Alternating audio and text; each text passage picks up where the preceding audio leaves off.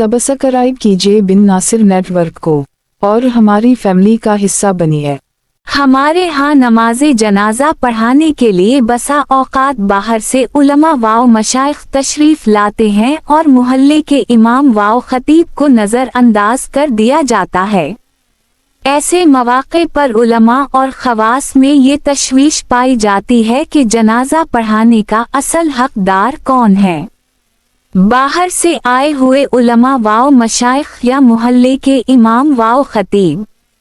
फ़क़ही कुतुब में नमाज़े जनाजा पढ़ाने के लिए वलायत की जो तरतीब बयान हुई है वो ये है: सुल्तान इस्लाम, हाकम शहर, काजी शरा, उनके नाइबान, इनके बाद इमाम अल जामे यानी जामा मस्जिद का इमाम व खतीब और फिर इमाम अलही यानी मोहल्ले का इमाम और आखिर में मैयत का वली।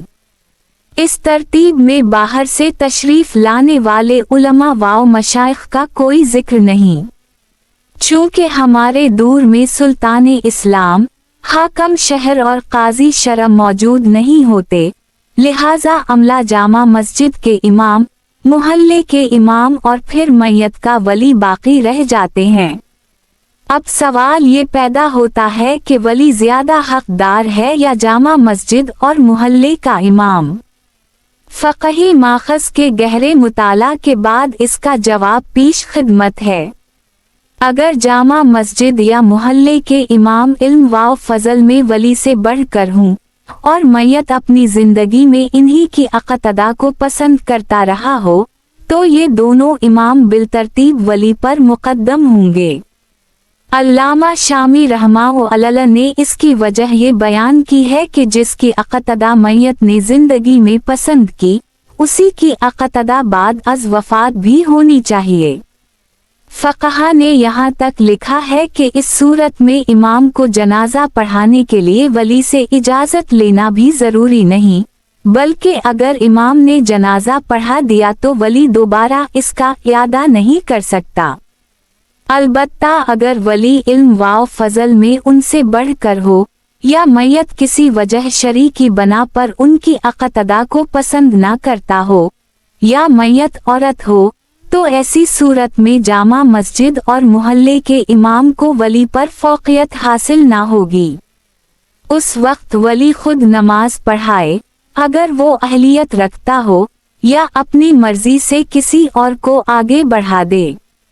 ये भी याद रहे कि जामा मस्जिद और मोहल्ले के इमाम की तक़दीम असला इस्तिहबाबी है।